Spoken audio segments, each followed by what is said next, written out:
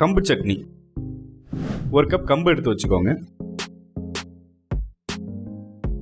ஒரு கடாயில் ஒரு டேபிள் ஸ்பூன் எண்ணெய் ஊற்றி அதில் அரை டேபிள் ஸ்பூன் உளுத்தம்பருப்பு, நறுக்கின பச்சை மிளகாய் ஒரு 3 பல் பூண்டு, 8 சின்ன வெங்காயம்,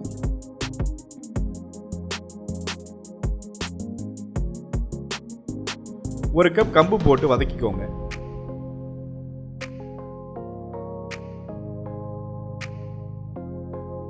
கம்பு வதங்கின பிறகு அது கூட 2 டீஸ்பூன் துருவின தேங்காய் போட்டு வதக்கி வச்சுக்கோங்க. கொத்தமல்லி சிறிதளவு, அது கூட தேவையான அளவு உப்பு போட்டு வதக்கிக்கோங்க.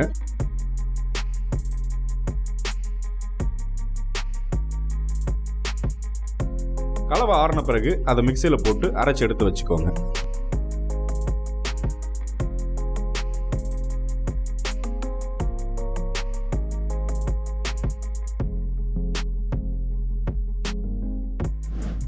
தாளிக்கிறதுக்கு ஒரு கடாயில் 3 டேபிள் ஸ்பூன் எண்ணெய் ஊற்றி அதில் அரை டேபிள் ஸ்பூன் கடுகு, 1 டேபிள் ஸ்பூன் உளுத்தம்பருப்பு, 2 காஞ்ச மிளகாய், கொஞ்சம் கருவேப்பிலை,